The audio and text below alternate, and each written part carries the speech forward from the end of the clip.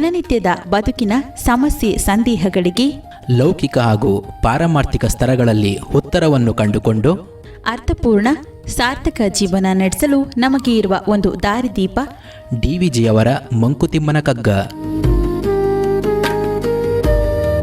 ಕನ್ನಡದ ಭಗವದ್ಗೀತೆ ಎಂದು ಪ್ರಸಿದ್ಧವಾದ ಈ ಜ್ಞಾನ ಭಂಡಾರದ ಅನಾವರಣವೇ ನಿತ್ಯದ ಬದುಕಿಗೆ ಕಗ್ಗದ ಬೆಳಕು. ತಪ್ಪದೇ ಕೇಳಿ, ಪ್ರತಿದಿನ ಬೆಳಗ್ಗೆ 7:15 ನಿಮ್ಮ ಜನಧ್ವನಿ ಬಾನುಲಿಯಲ್ಲಿ.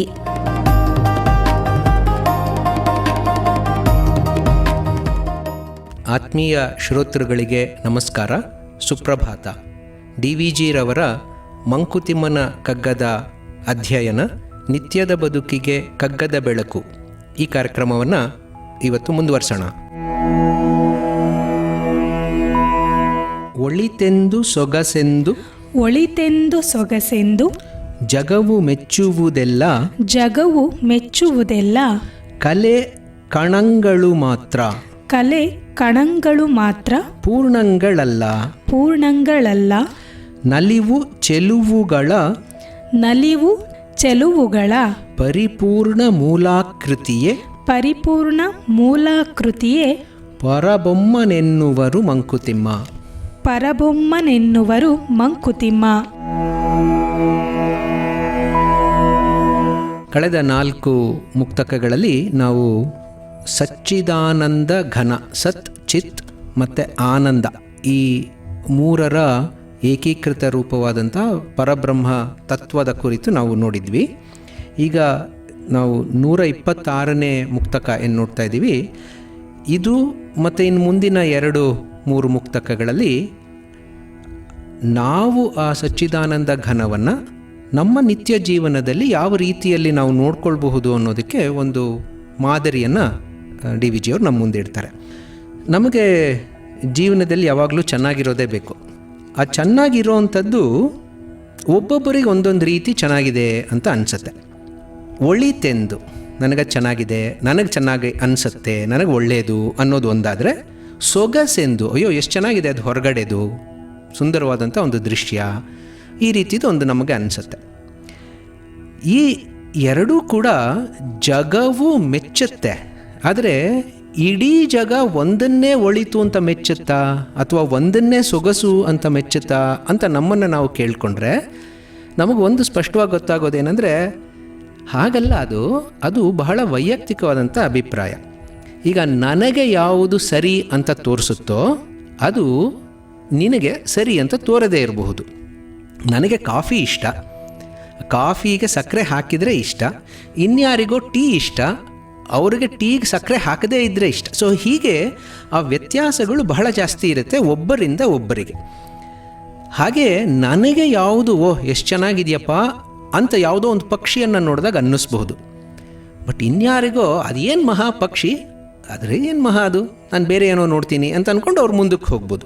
ಸೊ ಹಾಗೆ ಜಗತ್ತಿನಲ್ಲಿರುವಂತಹ ನಾವೆಲ್ಲರೂ ಕೂಡ ಇದು ಒಳಿತು ನನಗೆ ಅಂತ ಯಾವುದನ್ನು ಅಂದ್ಕೊಳ್ತೀವೋ, ಇದು ಎಷ್ಟು ಚೆನ್ನಾಗಿದೆಯಪ್ಪ ಅಂತ ಅಂದ್ಕೊಳ್ತೀವೋ, ಅದೆಲ್ಲವೂ ಕೂಡ ಬಹಳಷ್ಟು ವೈಯಕ್ತಿಕವಾದಂತಹ ಆಂತರಿಕವಾದಂತಹ ಕೆಲವು ಭಾವನೆಗಳು, ಪ್ರಕ್ರಿಯೆಗಳ ಮೇಲೆ ಡಿಪೆಂಡ್ ಆಗಿರುತ್ತೆ. ಅದರಲ್ಲಿ ನನಗೆ ನನ್ನ ದಾರಿಯೇ ಸರಿ ಅಂತಲೇ ನನಗೆ ಅನ್ನಿಸ್ತಾ ಇರುತ್ತೆ. ನಂದನ್ನು ನೀನು ಒಪ್ಕೋ ಅಂತ ಹೇಳಿದಾಗ ನಿನಗೆ ಅಷ್ಟು ಸುಲಭವಾಗಿ ಅದು ಒಪ್ಕೊಳ್ಳೋದಕ್ಕೆ ಇಚ್ಛೆ ಇರಲ್ಲ. ಯಾಕೆ? ನಿನ್ನ ದೃಷ್ಟಿಯಲ್ಲಿ ಬೇರೆ ಏನೋ ಚೆನ್ನಾಗಿದೆ. ಸೊ ನನಗೆ ಚೆನ್ನಾಗಿರೋವಂಥದ್ದು ಮತ್ತು ನಿನಗೆ ಚೆನ್ನಾಗಿರೋವಂಥದ್ದು ಇವು ನಮ್ಮ ದೃಷ್ಟಿಯಲ್ಲಿ ಬೇರೆ ಬೇರೆಯಾದರೂ ಕೂಡ ನಾವು ನೆನ್ಪಿಟ್ಕೊಳ್ಬೇಕಾದ್ದು ಒಂದು ಬಹಳ ಸ್ವಾರಸ್ಯಕರವಾದಂಥ ಅಂಶ ಏನಪ್ಪ ಅಂದರೆ, ಅದು ಒಂದೇ ಚಿತ್ರದಲ್ಲಿ ರಚಿತವಾಗಿರೋವಂಥ 2 ಹೂವುಗಳು ಅನ್ನೋ ರೀತಿಯಲ್ಲಿ. ಒಂದು ಪೇಂಟಿಂಗ್ ಇದೆ, ಆ ಪೇಂಟಿಂಗ್ನಲ್ಲಿ ನನಗೆ ಒಂದು ಹೂವು ಇಷ್ಟ, ನಿನಗೆ ಇನ್ನೊಂದು ಹೂವು ಇಷ್ಟ, ಎರಡೂ ಕೂಡ ಇರೋವಂಥದ್ದು ಯಾವುದರಲ್ಲಿ? ಒಂದೇ ಪೇಂಟಿಂಗಲ್ಲಿ. ಸೊ ಆ ಎಲ್ಲರ ಒಳಿತುಗಳನ್ನು, ಎಲ್ಲರ ಸೊಗಸುಗಳನ್ನು ಒಳಗೊಂಡಂಥ ಒಂದು ಪರಿಪೂರ್ಣವಾದಂಥ ಚಿತ್ರ ಏನಿದೆಯೋ ಆ ಮೂಲ ಆ ಕೃತಿ ಪರಬ್ರಹ್ಮ. ಸೊ ನನಗೂ ಚೆನ್ನಾಗಿದೆ ಅಂತ ಅನಿಸಿದ್ದು ನನಗೆ ಚೆನ್ನಾಗಿರುತ್ತೆ, ಅದರ ಅರ್ಥ ಇನ್ಯಾರಿಗೋ ಚೆನ್ನಾಗಿದೆ ಅಂತ ಅನಿಸಿದ್ದು ಚೆನ್ನಾಗಿ ಇಲ್ಲದೇ ಇರೋವಂಥದ್ದು ಅನ್ನೋ ಭಾವನೆ ನಮಗೆ ಬಂದ್ಬಿಡುತ್ತೆ. ಸೊ ಈ ಭೇದ ಭಾವದಿಂದಲೇ ನಮ್ಮಲ್ಲಿ ಹೆಚ್ಚೆಚ್ಚಾಗಿ ವೈಷಮ್ಯಗಳು ಕೂಡ ಬರೋವಂಥದ್ದು. ಆ ಪರಿಪೂರ್ಣ ಚಿತ್ರವನ್ನು ನಾವು ನೋಡ್ತಾ ನನಗೆ ಈ ಪೂರ್ಣ ಚಿತ್ರದಲ್ಲಿ ಈ ಭಾಗ ಇಷ್ಟ, ಅದೇ ಪೂರ್ಣ ಚಿತ್ರದ ಇನ್ನೊಂದು ಭಾಗವನ್ನು ಬೇರೆ ಯಾರೋ ಇಷ್ಟಪಡಬಹುದು ಅನ್ನೋಂಥ ಸತ್ಯಾಂಶ ನನಗೆ ಸದಾಕಾಲ ನೆನಪಿದ್ರೆ ಆಗ ನಾನು ನನ್ನ ವೈಯಕ್ತಿಕ ಭಾವನೆಗಳಿಗೆ ಪರಮ ಸತ್ಯದ ಒಂದು ಪಟ್ಟವನ್ನು ಕಟ್ಟಲ್ಲ, ಎಲ್ಲರನ್ನೂ ನಾನು ಅಕ್ಸೆಪ್ಟ್ ಮಾಡ್ಕೊಳ್ಳೋಂಥ ಭಾವದಲ್ಲಿ ಇರ್ತೀನಿ. ಇಲ್ಲಿ ಇನ್ನೊಂದು ನಾವು ನೆನ್ಪಿಟ್ಕೊಳ್ಬೇಕಾದ್ದೇನೆಂದರೆ, ಚೆನ್ನಾಗಿರೋಂಥ ವಸ್ತು ಒಂದು ಸರ್ತಿ ನನಗೇನಾದರೂ ಸಿಕ್ಕಿದ್ರೆ ಸಿಕ್ಕಿದ ಒಂದು ಸ್ವಲ್ಪದ ವಸ್ತುವಿನ ಪ್ರಮಾಣದಿಂದ ನನಗೆ ಸ್ಯಾಟಿಸ್ಫ್ಯಾಕ್ಷನ್ ಆಗಲ್ಲ, ನನಗೆ ತೃಪ್ತಿ ಆಗಲ್ಲ. ನನಗೇನು ಅನಿಸುತ್ತೆ, ನನಗೆ ಇನ್ನಷ್ಟು ಬೇಕು ಅಂತ ಅನಿಸುತ್ತೆ. ಆಯ್ತಪ್ಪ, ಇನ್ನಷ್ಟು ನನಗೆ ಸಿಕ್ತು, ಆ ಸಿಕ್ಕಿದ್ದು ನನಗೇನು ಅನ್ನಿಸ್ತಾ ಇರುತ್ತೆ, ನನಗೆ ಸದಾಕಾಲ ನನಗೆ ಇದಿರಲೇಬೇಕು. ಸೊ 2 ವಿಚಾರಗಳು. ಒಂದು, ಎಷ್ಟು ಪ್ರಮಾಣದಲ್ಲಿ ನನಗೆ ಆ ಚೆನ್ನಾಗಿರೋಂಥ, ನನಗೆ ಸಂತೋಷ ಕೊಡ್ತಾ ಇರೋಂಥ, ನನ್ನ ಮನಸ್ಸಿಗೆ ಮುದ ನೀಡ್ತಾ ಇರೋಂಥ ವಸ್ತು ಎಷ್ಟು ಪ್ರಮಾಣದಲ್ಲಿ ಸಿಗ್ತಾ ಇದೆ. ಜಾಸ್ತಿ ಸಿಕ್ಕಬೇಕು, ನನಗೆ ಎಷ್ಟು ಬೇಕೋ ಅಷ್ಟು ಸಿಕ್ಕಬೇಕು. ಮತ್ತು ಎಷ್ಟು ಸಮಯ ಅದು ಸಿಗ್ತಾ ಇದೆ, ಸದಾಕಾಲ ನನಗದಿರಲೇಬೇಕು ಅನ್ನೋಂಥ ಭಾವನೆ ನನಗಿರುತ್ತೆ. ಇದು ಸ್ವಾಭಾವಿಕವಾಗಿ ನಮಗೆಲ್ಲರಿಗೂ ಅನಿಸೋವಂಥದ್ದು. ಸೊ ನನಗೆ ಇಷ್ಟ ಆಗಿರೋಂಥ ಯಾವುದೋ ಒಂದು ವಸ್ತು ಸ್ವಲ್ಪವೇ ಸಿಕ್ತು ಅಂತಂದರೆ ಅವಾಗೇನಾಗುತ್ತೆ, ನನಗದು ಇಷ್ಟ ಇದ್ದರೂ ಕೂಡ ನನಗೆ ತೃಪ್ತಿ ಸಿಕ್ಕಲ್ಲ. ಇನ್ನಷ್ಟು ಸಿಕ್ಕಿದ್ರೆ ಚೆನ್ನಾಗಿರ್ತಿತ್ತು ಅನಿಸ್ತಾ ಇರುತ್ತೆ. ಹಾಗೆ ಸಿಕ್ಕಿದಂಥ ವಸ್ತು ನನ್ನ ಕೈಯಿಂದ ಹೊರಟೋಯ್ತು ಅಂದ್ಕೊಳ್ಳೋಣ, ಇವತ್ತು ಸಿಕ್ತು ಹೊರಟೋಯ್ತು ಅಂದ್ಕೊಳ್ಳೋಣ. ಹೊರಟೋದ ತಕ್ಷಣ ನನಗೆ ಅಯ್ಯೋ ಅದು ಹೊರಟೋಯ್ತಲ್ಲ ಅಂತ ಬೇಸರ, ಇಷ್ಟೊತ್ತು ನನ್ನ ಹತ್ರ ಇತ್ತಲ್ಲ ಅನ್ನೋಂಥ ಖುಷಿಯನ್ನು ನಾನು ಮರೆತು ಬಿಡ್ತೀನಿ. ಸೊ ಹಾಗೆ ಈ ಪ್ರಮಾಣ ಮತ್ತು ಅವಧಿ ಈ 2 ಕೂಡ ಬಹಳ ಮುಖ್ಯ.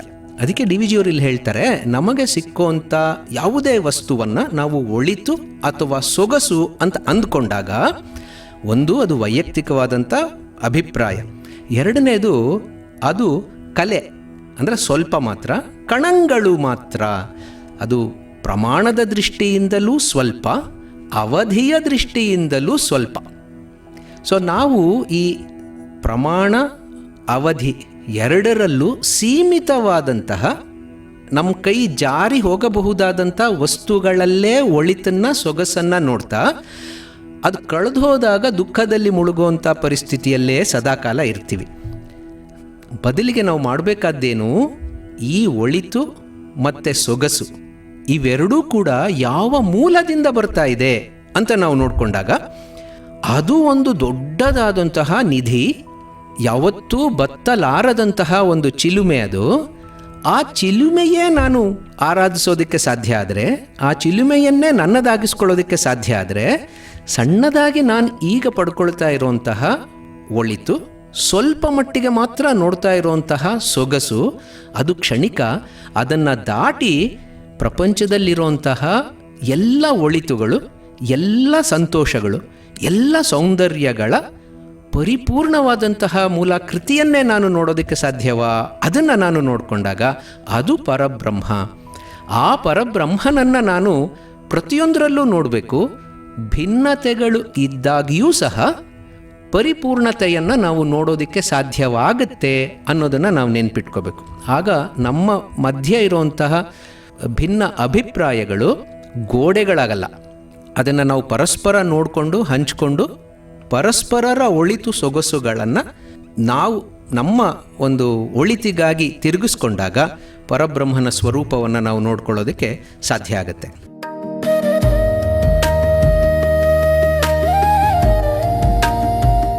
ದಿನನಿತ್ಯದ ಬದುಕಿನ ಸಮಸ್ಯೆ ಸಂದೇಹಗಳಿಗೆ ಲೌಕಿಕ ಹಾಗೂ ಪಾರಮಾರ್ಥಿಕ ಸ್ತರಗಳಲ್ಲಿ ಉತ್ತರವನ್ನು ಕಂಡುಕೊಂಡು ಅರ್ಥಪೂರ್ಣ ಸಾರ್ಥಕ ಜೀವನ ನಡೆಸಲು ನಮಗೆ ಇರುವ ಒಂದು ದಾರಿದೀಪ ಡಿವಿಜಿಯವರ ಮಂಕುತಿಮ್ಮನ ಕಗ್ಗ. ಕನ್ನಡದ ಭಗವದ್ಗೀತೆ ಎಂದು ಪ್ರಸಿದ್ಧವಾದ ಈ ಜ್ಞಾನ ಭಂಡಾರದ ಅನಾವರಣವೇ ನಿತ್ಯದ ಬದುಕಿಗೆ ಕಗ್ಗದ ಬೆಳಕು. ತಪ್ಪದೇ ಕೇಳಿ, ಪ್ರತಿದಿನ ಬೆಳಗ್ಗೆ 7:15 ನಿಮ್ಮ ಜನಧ್ವನಿ ಬಾನುಲಿಯಲ್ಲಿ.